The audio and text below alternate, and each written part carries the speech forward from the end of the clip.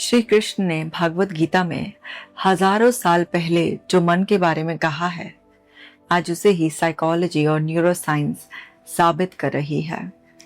आज इस वीडियो में मैं कृष्णा की कही भी दो बातें जो मन के बारे में बिल्कुल सच हैं, वो आपको डिटेल में समझाने वाली हूँ। पहली बात कि मन ही हमारा सबसे अच्छा मित्र है और मन ही हमारा सबसे बड़ा शत्रु है।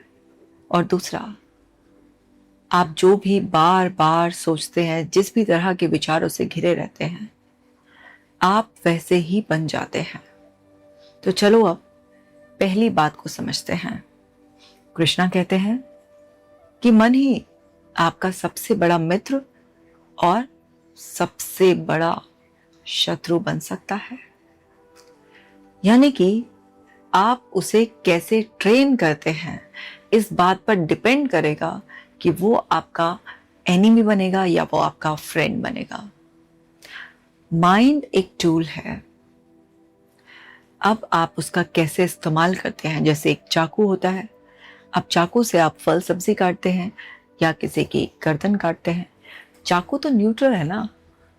माइंड में आप जो भी प्रोग्रामिंग करेंगे, वही प्रोग्रामिंग आपको ऑटो सजेशंस के रूप में, यानी कि आप क्या महसूस करते हैं, किस तरीके के विचार आपके मन में आते हैं, किस तरीके की आदतें आपने अपनी बना ली हैं, क्या बिलीफ आपके हैं, कौन कौन से फियर्स आपके पास हैं, किस चीज़ को आप लेट गो कर रहे हैं, किस चीज़ को आप एक्सेप्ट कर रहे हैं, आपका माइंड क्या इमेजिन कर रहा है, वो सब कुछ इस बात पर डिपेंड करेगा कि आप कैसे अपने माइंड को ट्रेन कर रहे हैं। अगर हम फिजिकल फॉर्म में देखें तो हमारे पास कलेक्शन ऑफ न्यूरॉन्स हैं, और neurons those fire together wire together, neuroscience यही कहता है ना। तो आपको समझना है कि न्यूरॉन्स में फायरिंग एंड वायरिंग होती है, और फिर हमारी कंडीशनिंग हमें हमारे बिहेवियर में, हमारे थॉट प्रोसेस में, कैसे हमारा माइंड इंटरप्रिटेशन निकालता है, उस सब में रिफ्लेक्ट होती है। तो हमारा जो ब्रेन है वो फिजिकल फॉर्म है, और जो माइंड वो एब्स्ट्रैक्ट फॉर्म है। आप हार्डवेयर सॉफ्टवेयर की तरह इसको समझ सकते हैं। तो आप ये सोचते हैं माइंड कहाँ है? Mind is everywhere. आपकी बॉडी के एक एक सेल में अपनी खुद की इंटेलिजेंस है। अब माइंड क्या है? माइंड है collection of experiences, collection of references. ये सब अनुभवों का ढेर है, चाहे आपके खुद के अनुभवों या आसपास से आप कलेक्ट कर रहे हो दूसरों के अनुभव से इंफॉर्मेशन। आप जो भी कुछ बार बार देखते हैं, जो भी कुछ सुनते हैं, जो भी आप बोलते हैं, जो भी आप करते हैं, वो सब आपके अंदर स्टोर हो रहा होता है। और जो भी चीज़ जितनी बार रिपीट होती है वो उतना ही स्ट्रांग होती चली जाती है। तो बार बार बार बार आपके रिपीटेड एक्शन आपके कुछ पैटर्न्स को स्ट्रांग कर देते हैं। अब अगर आप थोड़ा सा भी ध्यान देंगे मेरी बात पर, तो फौरन समझ जाएंगे सिचुएशन कभी भी किसी पर्सन को टॉर्चर नहीं करती है। सिचुएशन हमेशा न्यूट्रल होती है। इसीलिए एक ही सिचुएशन में एक इंसान बिखर जाता है तो एक इंसान निखर जाता है। मान लीजिए सिचुएशन ऐसी आई कि किसी पर्सन का फाइनेंशियल लॉस हो गया। अब एक पर्सन कह रहा है कितना बुरा हुआ, मैं पूरा बर्बाद हो गया, अब कुछ नहीं हो सकता है। इस तरह की उसकी इंटरप्रिटेशन है उस सिचुएशन को लेकर, वो ये मीनिंग क्रिएट कर रहा है। वहीं पर दूसरा कह रहा है कि हाँ, नुकसान बड़ा हुआ है और मुझे इस बात का दुख भी है, और मुझे रियलाइज भी हो रहा है कि मुझे और क्या बेहतर करना चाहिए था, जिसकी वजह से इस नुकसान को थोड़ा कम किया जा सकता था या रोका जा सकता था। पर ठीक है, अब जो हो गया है सो हो गया है, मैंने सीख ले लिया है और आगे से मैं और संभल कर चलने के लिए तैयार हूँ। अब एक सिचुएशन में दो लोगों ने अलग अलग तरीके से मीनिंग क्रिएट किया। अब आप जरा बताइए कि वो पर्सन जो इतना नेगेटिव मीनिंग दे रहा है, इतना पैनिक कर रहा है, वो इंसान बहुत मुश्किल से समझेगा, और जो इंसान बहुत रियलिस्टिक एक्सप्लेनेशन दे रहा है वो इंसान बहुत जल्दी समझ जाएगा और आगे बढ़ जाएगा, क्योंकि एक बहुत टिपिकल थिंकिंग मोड में है और एक रियलिस्टिक थिंकिंग मोड में है। अब जो नुकसान हो चुका है उसे रिवर्स तो किया नहीं जा सकता। अब कितना आप सीख रहे हैं, आप एक्सेप्ट कर रहे हैं, आप अपने लिए कंपैशन प्रैक्टिस कर रहे हैं, आप कितना जल्दी आगे मूव करने के लिए रेडी हैं ताकि अपनी करंट सिचुएशन को बेटर किया जा सकता है। इन सब बातों पर डिपेंड करेगा, आपके रिएक्शंस पर, आपकी सोच पर, आपके मीनिंग देने पर, आपके इमोशंस को रेगुलेट करने की एबिलिटी पर डिपेंड करेगा कि आपका माइंड क्या स्टोर करेगा एज प्रोग्रामिंग। अगर हर बात में आप नेगेटिव मीनिंग निकालेंगे, हर बात में आप आगे के लिए बुरी से बुरी संभावनाएं सोचेंगे, तो आपका माइंड नेगेटिवली प्रोग्राम हो जाएगा और फिर वो अपने आप भी हर चीज का नेगेटिव एनालिसिस करेगा, वो हर चीज को नेगेटिवली इंटरप्रेट करेगा और आपके दिमाग में ऑटोमेटिक नेगेटिव थॉट्स आने शुरू हो जाएंगे।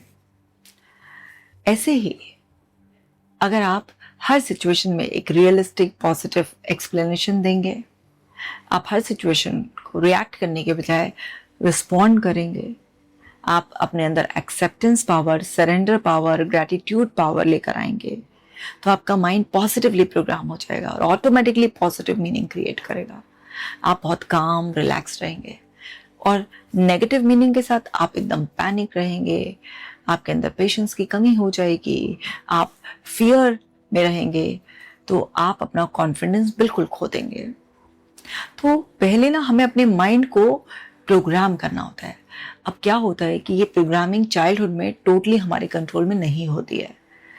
चाइल्डहुड में हमारे पेरेंट्स, हमारे और जो भी इन्फ्लुएंस करने वाले लोग होते हैं, चाहे वो टीचर हों या फिर हमारे फ्रेंड्स के पेरेंट्स हों, हमारे रिलेटिव्स हों, वो बहुत इंपॉर्टेंट रोल प्ले करते हैं। अगर हम ऐसे लोगों के बीच में पले बड़े हैं जो बहुत नेगेटिव हैं, क्रिटिसाइज करने वाले हैं, बात बात पर रोक टोक लगाने वाले हैं, डराने वाले हैं, ब्लेम शेम करने वाले हैं, तो उन्होंने हमारे माइंड की प्रोग्रामिंग नेगेटिव कर दी है। अब हम उस वक्त इतने अवेयर ही नहीं थे, हमारे पास फिल्टर ही नहीं था, हम रोकने की पोजीशन में नहीं थे, हम तो बस एक स्पॉन्ज की तरह थे, एब्जॉर्ब कर लिया हमने। अब हमारा माइंड कुछ नेगेटिव पैटर्न्स बना चुका है अब, क्योंकि माइंड को इस बात से कोई फर्क नहीं पड़ता कि आप प्रोग्राम कर रहे हैं या आपका माइंड कोई और प्रोग्राम कर रहा है, उसे तो कोई भी प्रोग्राम कर सकता है। तो अब वो प्रोग्रामिंग डेफिनेटली आपको रिफ्लेक्ट होगी आपके ऑटो सजेशंस के रूप में। अब बचपन में तो आप कुछ कर नहीं सकते थे, लेकिन जब आप बड़े हो रहे होते हैं, आपको अवेयरनेस आती है, तो जो भी आपके ऑटोमेटिक थॉट्स की क्वालिटी है, जो भी आप अक्सर फील करते हैं, आपके बिहेवियर पैटर्न, आपके हैबिट, जो भी आपके बिलीफ, आपके फियर्स, इनसिक्योरिटीज, जो भी आपके पास मेमोरीज है, वो सब इस बात की खबर ही तो दे रहे हैं कि आपके अंदर की प्रोग्रामिंग कैसे हुई हुई है। तो अब आपका माइंड रोल तो निभा रहा है आपका दुश्मन का, वो विलन बन बैठा है आपकी लाइफ का, बट हर विलन को सुधार कर हीरो बनाया जा सकता है।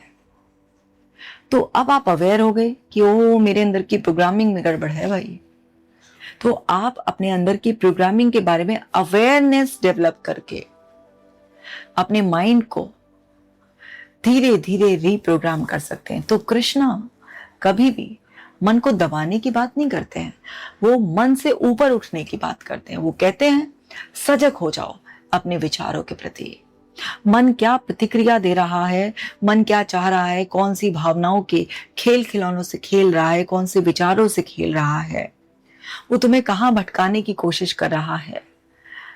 आप उस अचेतन मन के प्रति सजग हो जाओ, मन से ऊपर उठकर देखो, आप अवेयर हो जाओ, जागरूक हो जाओ। और यही तो साइकोलॉजी बताती है कि ऑब्जर्वर बन जाओ, अवेयरनेस को बढ़ाओ। जितना अवेयर होगे, जितना ऑब्जर्वर का रोल प्ले करोगे, ऑब्जर्वर यानी कि सिर्फ देखने वाला कि क्या शरीर और मन में नाटक चल रहा है, क्योंकि मन शरीर में हर जगह रहता है, कोने कोने में, पैर की कन की उंगली से लेकर आपके पूरे शरीर में आपका मन रहता है। तो शरीर से इसका गहरा नाता है। तो ये जो भी खुराफात करेगा वो शरीर प्रतिक्रिया देगा ही देगा, महसूस करेगा ही करेगा।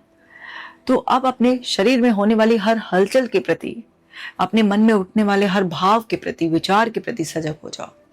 ना तो तुम विचार हो, ना तुम कोई भाव हो, ना तुम कोई अर्जित हो, ना तो कोई सेंसेशन हो। तुम तो इन सब के दृष्टा हो, ऑब्जर्वर हो। तो कृष्णा कहते हैं ऑब्जर्व करो। यही साइकोलॉजी कहती है। कितने वीडियोस में समझा चुकी हूँ, ऑब्जर्वर बनो, ऑब्जर्वर बनो, थॉट से उलझो मत, पंगा मत लो। क्योंकि अगर तुम थॉट को सप्रेस भी करते हो ना, तो पता है तुम्हारा माइंड क्या समझता है, उसे अटेंशन मिले, अटेंशन। तो सप्रेशन को भी वो अटेंशन मानता है, और फिर और प्रोग्रामिंग हो जाती है, और फायरिंग वायरिंग होती है न्यूरॉन्स में, पैटर्न स्ट्रांग होते चले जाते हैं। तो आपको ये चीज समझनी है कि जितना आप सप्रेस करोगे या सोचोगे अरे इस बारे में नहीं सोचूंगा, तो साइकोलॉजी में एक रीबाउंड इफेक्ट होता है कि अगर आपने सोचा कि मुझे पिंक एलिफेंट के बारे में नहीं सोचना, वही दिमाग में आ गया, है ना। तो आपको समझना है कि आपको विचारों से झगड़ा नहीं करना है, दबाना नहीं है, कलेश नहीं पकड़ना है। अरे उसने मेरी गलत प्रोग्रामिंग कर दी, उस टीचर ने मुझे ये कह दिया था, या मेरे कजन की वजह से ऐसा हुआ है, मेरा उससे कंपैरिजन होता था। आपको किसी को ब्लेम नहीं करना है, क्योंकि जो हो चुका वो होकर खत्म हो चुका। मैं ये नहीं कह रही हूँ कि वो सही हुआ, वो हुआ तो गलत ही, और उसकी वजह से आपकी नेगेटिव प्रोग्रामिंग भी हुई है। बट अब जो होकर खत्म हो चुका, जिसे बदला नहीं जा सकता, तो उसका कलेश क्यों मन में रखना। समझना कि बस ये सब मेरा मन इसलिए सीख गया है। अवेयर होना, और फिर कॉन्शियस होकर, अवेयर होकर बहुत ही आराम से अपने मन को बिना डांटे डपटे टॉर्चर करे उसे सिखाना कि देखो भाई, इसका मीनिंग ये नहीं, ये था। वो किसी और ने दिया था मीनिंग, या उस टाइम मेरी समझ कम थी इसलिए मीनिंग निकाल लिया गया था। ये है उसका रियल मीनिंग। अब मन भी बड़ा बदमाश है, एकदम से थोड़ा ना मान जाएगा। वो कहेगा ये मीनिंग इतने सालों से मैं निकालता आया हूं, ऐसे कैसे बदल दूं, देखो ये कारण है कि ये मीनिंग सही है। तो आपको उसे प्यार से पुचकार के, मन बच्चे की तरह है ना, जिद्दी, थोड़ा हटीला है ना, नटखट सा, तो उसको बहुत प्यार से पुचकार के, बहुत अच्छी तरह से, ज्यादा डराने धमकाने की जरूरत नहीं है, बहुत प्यार से, क्योंकि जो चीज प्यार से हो जाती है ना, वो डरा धमका करनी होती है। तो आपको समझना है कि उसको प्यार से काबू में करना है। तो बोला हाँ ठीक है, ये भी सही था, इतने सालों से करते आए हो, क्योंकि उस वक्त यही मीनिंग था तुम्हारे पास, तो ये ठीक है, लेकिन जरा इस नजरिए से भी देखो। तो ऑल्टरनेटिव मीनिंग क्रिएट करने, पर्सपेक्टिव चेंज कर देखना है, और धीरे धीरे आप कॉग्निटिव रीस्ट्रक्चरिंग, एक सीबीटी का बहुत इफेक्टिव टूल होता है, जिसमें एक सिचुएशन है, उसका आपका दिमाग ऑटोमेटिकली क्या मीनिंग क्रिएट कर रहा है, क्या आप फील कर रहे हैं, कैसा आपका बिहेवियर है, ये आपकी ऑटो प्रोग्रामिंग का पार्ट है। फिर टेक अ पॉज, रिलैक्स, और फिर आप उसी सेम सिचुएशन में 3 डिफरेंट नए मीनिंग क्रिएट कर रहे हैं। आप डिफरेंट एंगल से सोच रहे हैं, और फिर अगर मैं ऐसा सोचता हूं तो अब मैं क्या महसूस करूंगा और मेरा बिहेवियर कैसे बदल जाएगा, इसकी प्रैक्टिस करनी है। तो मन को बहुत प्यार से, धीरे धीरे, तरकीब से प्रैक्टिस करानी होती है। फिर वो कुछ ही समय के बाद चेंज हो जाएगा, उसकी प्रोग्रामिंग चेंज हो जाएगी। जिन लोगों के प्रति तुम्हारे मन में कलेश है, नाराजगी है, वो नाराजगी छोड़ो, मन और जल्दी चेंज हो जाएगा। माफ कर दो। ऐसे ही अपने ओल्ड वर्जन को भी माफ कर दो, अपने अंदर के इनर सेल्फ को फ्री करो उन कलेशों से।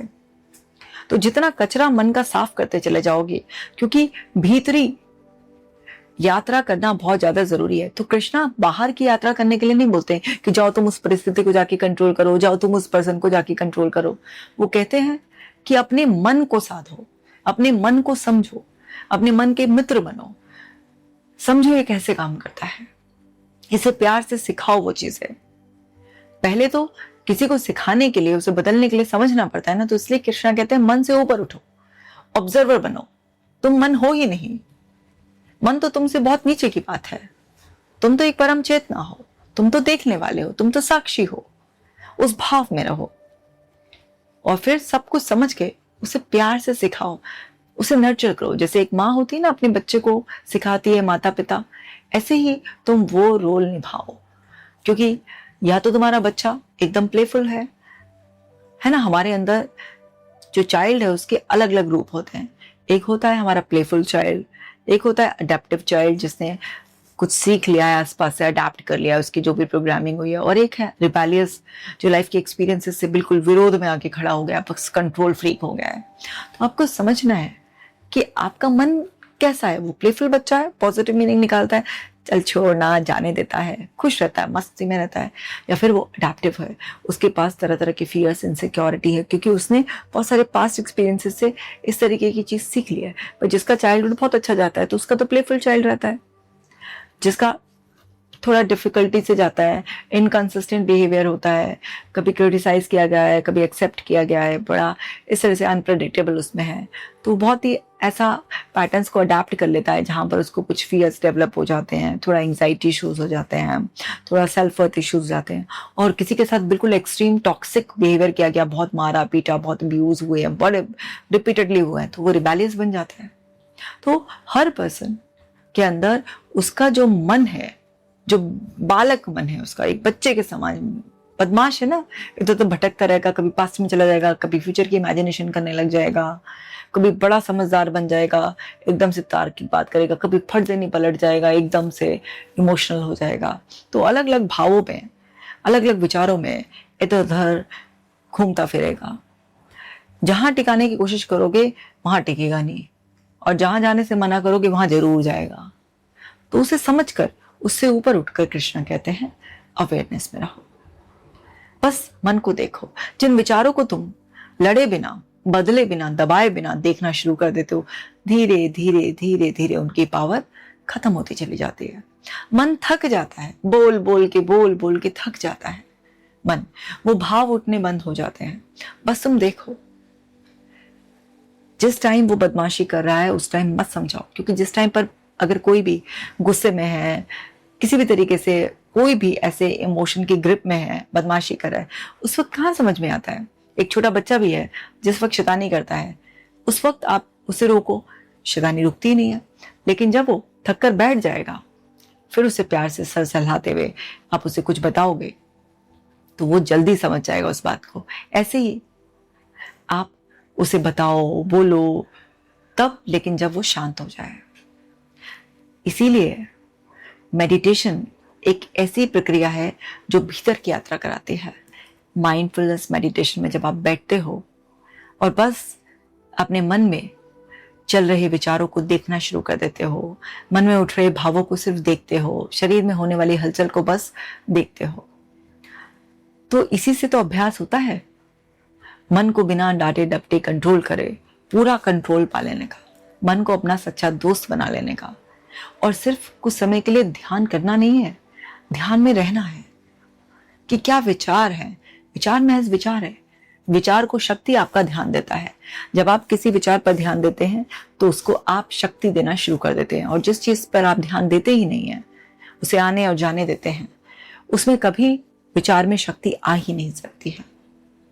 तो कृष्णा कहते हैं कि आप बस ऑब्जर्वर बनो, और जब मन बोल बोल कर, रिएक्ट कर कर कर थक जाए, फिर कुछ समय के बाद उसे अपने एक्शन से सिखाओ कि क्या सही है। तुम्हारे अंदर की आवाज कभी वो एंजाइटी की हो सकती है, कभी वो चाइल्डहुड कोई ट्रॉमा हो उसकी पुकार हो सकती है, कभी किसी फियर की हो सकती है, कभी किसी और अब्यूज की हो सकती है, कभी तुम्हारी सिर्फ इमेजिनेशन की आवाज हो सकती है। तुम्हारे विचार महज तुम्हारे अंदर प्रीवियस कंडीशनिंग की आवाज है। वो आवाज अधिकतर झूठी होती है, क्योंकि हम सबके साथ कहीं ना कहीं बहुत कुछ इस तरह का अनफेयर हो जाता है जिसकी वजह से गलत प्रोग्रामिंग हो जाती है। तो हर विचार सही तरीके से नहीं पुकारा है, विचार बहुत सारे झूठे भी होते हैं, बार बार दोहराए जाते हैं। मन एक बार मैंने सुना, अच्छा अब सुनेगा, तो मन दोहराता रहता है उसे। तो रिपीटेटिव थॉट्स होते हैं, झूठे होते हैं, काल्पनिक होते हैं, क्योंकि अभी भी मन बहुत विविड इमेजिनेशन में और रियलिटी में हर बार फर्क नहीं कर पाता है। अभी भी मन बस हर वक्त ये चाहता है कि आप सुरक्षित रहें। अगर किसी के पास अनुभव ही कुछ ऐसे रहे हैं कि वो बहुत असुरक्षा की भावना में पला बड़ा है, उसका बचपन बहुत अनसर्टेन था, उसको अबेंडन किया गया, उसको ना रिजेक्ट किया गया, उसको मारा पीटा गया, उसके बाद बहुत कुछ ऐसा हुआ, तो उसके अंदर फियर बहुत होगा और उसका मन बाहर कंट्रोल ज़्यादा चाहेगा, उसका मन सेफ्टी ज़्यादा सीख करेगा, उसे अंदर से लोनलीनेस, एंजाइटी इश्यूज होंगे, ट्रस्ट इश्यूज होंगे, बहुत सारे इश्यूज हो सकते हैं। कई बार उसको कुछ अच्छा फील ही नहीं होगा, कभी वो खुद से डिस्कनेक्टेड फील कर रहा है, तो ऐसा घबराया बौखलाया हुआ मन कई बार चीज़ों को रिपीट करेगा, ऑब्सेशन में चला जाएगा, कई बार बहुत निराशा आ जाएगी। तो तरह तरह से मन बस चीख पुकार रहा है, सुनो सुनो सुनो, और तुम सुनने की बजाय उसकी आवाज़ दबाने लग जाते हो, कभी तुम विचार दबाने लग जाते हो, कभी तुम कुछ कंट्रोल करने लग जाते हो। नहीं, कृष्णा कहते हैं इस तरह से आप अपने मन को कभी भी काबू में नहीं कर सकते, उसे बस प्यार से समझकर ही काबू में किया जा सकता है। तो जो भी तुम्हारी पुरानी प्रोग्राम हो गई है उससे लड़ो मत, जो अभी तुम्हारी समझ के अकॉर्डिंग सही है वो करना शुरू कर दो, बस प्रोग्रामिंग चेंज होनी शुरू हो जाएगी बिना किसी झगड़े के। वो भी तो इसको रीप्रोग्राम करने के लिए तुम्हें शांति रखनी पड़ेगी और कोई दूसरा तरीका नहीं है। तो हम भी क्या कहते हैं, अवेयर हो, ऑब्जर्वर बनो, अपने थॉट्स को समझने के लिए उन्हें आप लेबल कर सकते हो कि ओ ये उस एक्सपीरियंस से आया है, ये फियरफुल थॉट है, ये एंग्जाइटी का थॉट है ना। इस तरीके से आप कर सकते हो, लेकिन उनसे डिस्टेंस मेंटेन करके रखो कि मुझे विचार आ रहा है। उनके आने से इरिटेट मत हो, उनके आने और जाने से परेशान होने की बजाय तुम उस वक्त ग्राउंडेड रहो, उस चेतना में रहो, वहीं पर रहो। इतने छोटे से एफर्ट से और लगातार सिमिलर काइंड ऑफ सिचुएशन को डिफरेंट तरीके से हैंडल करने से आप अपने मन को जीत लोगे। पहले किसी ने ठीक नहीं सिखाया ना, कोई बात नहीं, मिट्टी डालो उस चीज पर, आप अच्छे से सिखाओ, बहुत अच्छे से सिखाओ उसे वो सब चीज़ें, उसे अच्छा कंटेंट दो, अच्छी बुक्स पढ़ो, आप अच्छे लोगों के साथ रहो, हर चीज़ में कहो हाँ ये हो सकता है, ठीक है, नहीं भी आता ना, ट्राई कर कर सब कुछ एक्सपीरियंस आ जाएगा और सब कुछ बहुत अच्छे से अच्छा होता चला जाएगा। इस तरीके से आप करते रहो करते रहो करते रहो, आपके माइंड की रीप्रोग्रामिंग हो ही जाएगी। अब दूसरी बात कृष्णा कहते हैं कि जो भी आप बार बार बार बार सोचते हो वो आप बन ही जाते हो, वैसा ही आपके जीवन में घटित होने लगता है। एक तो हमारे मन का स्वभाव ही ऐसा है कि वो विचारों को दोहराता है। अब 70 से 80 हजार थॉट एक दिन में आते हैं, तो अधिकतर रिपीटेड थॉट्स होते हैं। मन क्यों रिपीट कर रहा है? मन इसलिए रिपीट कर रहा है क्योंकि उसे लग रहा है जरूरी है तुम्हारी नोटिस में लाना। अब उसके पास वो आए कहां से? उस इंफॉर्मेशन से जो तुमने उसमें भरी है। अब तुम खोलकर बैठ गए सोशल मीडिया, अब तुम देख रहे हो फॉर एग्जाम्पल हीरोइंस की पेपराजी कवरेज देख रहे हो तुम, तो कहीं ना कहीं तुम्हारे मन में एक चाहत है कि तुम्हें भी पॉपुलैरिटी चाहिए, तुम्हारे भी पीछे इस तरीके से लोग हों, तुम्हें भी पब्लिक फेम मिले। तो तुम्हारे अंदर की एक सबकॉन्शियस डिजायर है, इसलिए तुम वो देख रहे हो। अब तुम्हारे अंदर वही इंफॉर्मेशन जा रही है। अब तुम्हारा मन इसी तरीके के विचार को, फैंटेसी को, इमेजिनेशन को दोहराएगा ही दोहराएगा। तुम्हें समझना है कि तुम्हारे अंदर बार बार होने वाला दोहराव इस बात की खबर दे रहा है कि ये जरूरी है, इसका कुछ करो। तुम जो भी चीज बार बार बार बार रिपीट करते जाते हो, देखते जाते हो, कहते जाते हो, बोलते जाते हो, तुम वैसा बनते चले जाते हो। अगर तुम कहते हो मेरी जिंदगी बहुत खराब है, बहुत ही दुख है, और दुख आते हैं और दुख आते हैं और दुख आते हैं। अगर तुम बोलते हो कि ऊपर वाले की असीम कृपा है, ईश्वर ने बहुत कुछ दिया है, मेरी तो झोली सुखों से भरी भी है, और सुख आते हैं और सुख आते हैं और सुख आते हैं। अगर तुम अपने रिश्तों में कमी ढूंढते रहते हो, अरे इंसान ये नहीं करता मेरे लिए, मैं तो बुरे लोगों के बीच में फंस गई हूं, तो और ज्यादा बुराइयां तुम्हारी तरफ अट्रैक्ट होकर आती चली जाती हैं। यानी कि हमारा माइंड इस प्रिंसिपल पर काम करता है, लाइक अट्रैक्ट्स लाइक। हमारा मस्तिष्क समान भावनाओं को, समान तरीके के विचारों को, समान घटनाओं को, परिस्थितियों को आकर्षित करता रहता है। जो भी तुम बार बार बार बार दोहराते रहते हो वही तुम्हारे जीवन में घटित होता है, वही तुम्हारे जीवन की सच्चाई बन जाता है और वही तुम बन जाते हो। और इसी बात को बाद में बुद्ध ने भी कहा है कि what you think you become. So आप अपने विचारों के प्रति सजग हो। सजग होकर ही, अभी जो कृष्णा की पहली बात थी जब मैं बता रही थी कि कैसे मित्र बनाना है, सजग होकर ही अपने विचारों को तुम बदल सकते हो। और विचारों को कैसे बदलोगे तुम? उसको सही जानकारी देकर, क्योंकि विचार तो जानकारी से बनते हैं। तुम्हारे हाथ में जानकारी देना है, तुम्हारे हाथ में बैठकर एक एक विचार बनाना नहीं है। तुम बना लोगे 10 मिनट बैठकर कुछ विचार, पर हर वक्त ये काम नहीं कर पाओगे। सो विचार बनते हैं जानकारी से। तो तुम जो इंफॉर्मेशन फीड कर रहे हो उसे इतनी क्वालिटी और सही इंफॉर्मेशन फीड करो जो तुम चाहते हो। अब तुम चाहते तो ये हो कि तुम्हारी जिंदगी में पैसा आए, पावर आए, सुख समृद्धि आए, और तुम बैठकर अपना टाइम वेस्ट कर रहे हो सोशल मीडिया पर, एक्शन कुछ ले नहीं रहे हो, अपने आप को उतना वर्दी मान नहीं रहे हो, बल्कि कांस्टेंट कंपैरिजन से तुम्हारे अंदर इन्फीरियरिटी भरती जा रही है, तुम्हारे अंदर कमी का एहसास भरता जा रहा है। तो तुम्हारे अंदर कैसे विचार आएंगे? हीन भावना के और कमी के ही तो आएंगे। और तुम कैसे बनोगे? हीन और दीन और नीचे। तुम वो कभी नहीं बनोगे जो तुम महसूस नहीं कर पा रहे। तुम वो कभी नहीं बनोगे जो तुम्हारा दिमाग सोच नहीं पा रहा, विचारों के रूप में तुम्हारे सामने नहीं ला पा रहा। तुम वो कभी नहीं बनोगे जो सोच कर, महसूस कर कर तुम करोगे नहीं। तुम वही बन जाओगे जो बस तुम देखते रहोगे, भरते रहोगे और हीन महसूस करते रहोगे। क्योंकि कोई भी वास्तविकता शुरू विचारों से होती है। विचार भावनाएं पैदा करते हैं और फिर वही भावनाएं और विचार मिलकर आपको एक्शन लेने के लिए डिमोटिवेट या मोटिवेट करते हैं। और जब आपके थॉट्स, आपके इमोशंस और आपके बिहेवियर में अलाइनमेंट हो जाता है, आपके पास एक स्ट्रॉन्ग फेथ होता है, आपके पॉजिटिव बिलीफ होते हैं कि ये तो होगा ही होगा, तब जाकर आपकी रियलिटी क्रिएट होती है।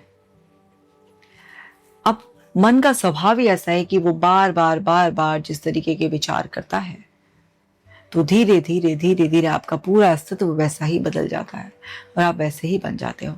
तो अपने विचारों के प्रति सजग हो। आपको ये समझना होगा कि आपने बहुत सारे ऐसे लोगों को सुना होगा जरूर, जिन्होंने बोला है कि मुझे तो पहले से ही पता था कि मेरी जिंदगी में ये घटित होने वाला है।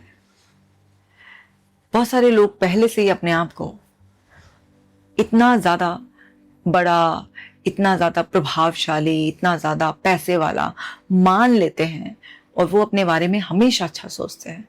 उनका हमेशा ये बिलीफ होता है कि उनके साथ अच्छा ही अच्छा होगा, उनके पास दुनिया जहान का सबका सपोर्ट है, उनके पास पर्याप्त बुद्धि है, उनके पास जितने भी रिसोर्सेज हैं सफिशिएंट है।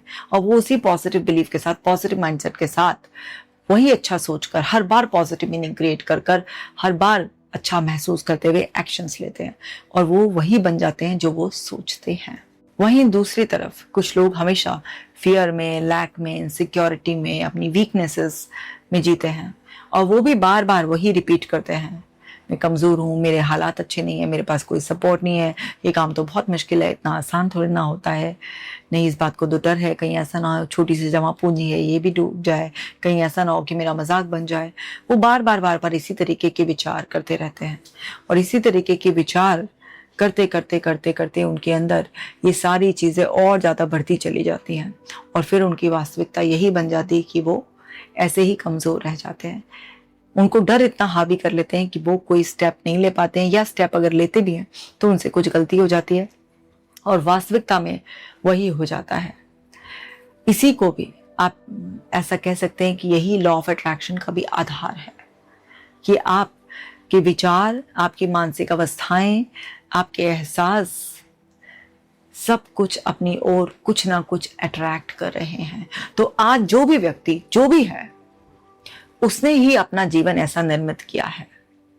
तो विचार हमारे अंदर बनते हैं जो हम इंफॉर्मेशन, एक्सपीरियंसेस सब करते रहते हैं, जो इंफॉर्मेशन फीड करते रहते हैं। और हमारे पास अपने विचारों को बनाने की भी शक्ति है, पर कॉन्शियस विचार हम कम बनाते हैं और हम विचार अपने मन से रिसीव ज्यादा करते हैं। यानी कि हमारे मन में 95% ऑफ द टाइम विचार आते हैं हम कॉन्शियसली बिल्कुल थॉटफुल होकर हार्डली 5% ऑफ टाइम हम अपने विचार खुद बना रहे होते हैं। तो जो इतना ह्यूज ऑटोमेटिक प्रोसेस है, क्यों ना उसके लिए राइट इन्फॉर्मेशन फीड की जाए ताकि आपका माइंड आपको राइट तरीके से सर्व करे। और उसकी तो आदत है रिपीट करने की। अब आपने उसे राइट तरीके से प्रोग्राम कर लिया तो वो राइट तरीके के बिलीफ को रिपीट करेगा, राइट तरीके के थॉट प्रोसेस में आपको रखेगा, उसी अच्छे इमोशंस में आपको रखेगा। और फिर आप नेचुरली अंदर से इनर मोटिवेशन फील करेंगे किसी भी चीज़ को बहुत अच्छी तरीके से करने का, और बस आपके साथ अच्छा ही अच्छा होता चला जाएगा।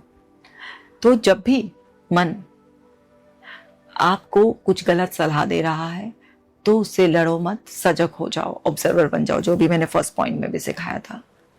और फिर उसे रीट्रेन करना स्टार्ट कर दो, क्योंकि तुम्हारे रिपीटेड विचार तुम्हें निर्मित कर रहे हैं। एक इंसान अपने विचारों में क्रांति लाकर, अपने विचारों में नयापन लाकर, अपने विचारों में शक्ति लाकर अपना पूरा जीवन बदल सकता है। लेकिन उसके लिए तुम्हारे को समझदारी से चलना ही होगा। उसके लिए तुम्हें अपने मन में, जैसे शरीर में हम होता है ना, अच्छी क्वालिटी का खाना डालते हैं जिससे हमारा शरीर अच्छा चले, तो ऐसे ही हमें मन में भी इंफॉर्मेशन का क्वालिटी फूड डालना पड़ेगा ताकि मन अच्छा चले। और शरीर और मन एक दूसरे को प्रभावित करते हैं। तो मन पर आपके खाए पिए का, आप क्या पहन रहे हैं, किस तरह से आपका रहन सहन है, किस तरह के एनवायरनमेंट में रहते हैं, उसका भी सीधा प्रभाव पड़ता है। तो आपको ये भी समझना होगा कि इन बातों का भी आपको ख्याल रखना है, क्योंकि इससे भी आपके विचार प्रभावित हो जाते हैं। क्योंकि मन का स्थूल रूप आपका शरीर है और शरीर का सूक्ष्म रूप आपका मन है। तो ये बात कृष्णा ने कही है। साइकोलॉजी और न्यूरोसाइंस उस पर मोहर लगाती है, वही प्रूव कर रही है जो कृष्णा ने इतने साल पहले कही है। तो समझिए की लर्निंग क्या है। विचारों के साक्षी बनिए। आपका मन दुश्मन बन बैठा है तो उसे मित्र बना लीजिए, और वो मित्र ही बना रहे और गहरा मार्गदर्शक बने तो उसे हमेशा सही तरीके से प्रोग्राम कीजिए।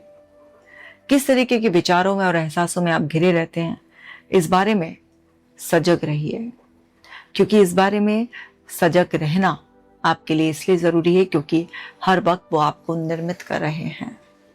तो जैसा जीवन आप चाहते हैं कि आपका बने और आपके मन में बार बार वैसे ही विचार आए, बस वही अपने मन को सिखाना शुरू कर दीजिए। अपने मन को आप जैसा भी ट्रेन करेंगे, आपका मन आपके लिए वैसा ही काम करेगा। क्योंकि विचार शक्तिहीन होते हैं, उनको शक्ति आपका ध्यान देता है, और ध्यान जहां पर लगता है, जहां पर भी आपका फोकस जाता है, वहीं पर आपकी सारी एनर्जी जाती है। गलत जगह फोकस करने से आप ड्रेन फील करते हैं और सही जगह फोकस करने से आप एम्पावर्ड फील करते हैं। इसीलिए कुछ लोग दिन के 18-18 घंटे तक काम करते हैं और एनर्जेटिक और मोटिवेटेड रहते हैं, और वहीं कुछ लोग 8 घंटे काम करते हैं और ड्रेन हो जाते हैं। क्योंकि वो 8 घंटे काम करने वाला आदमी अपनी मर्जी की जिंदगी नहीं जी रहा होता, जबरदस्ती की जिंदगी जी रहा होता है। वहीं 18 घंटे काम करने वाला आदमी अपनी मर्जी की जिंदगी जी रहा होता है, जो वो हमेशा से चाहता था, वो बन गया होता है।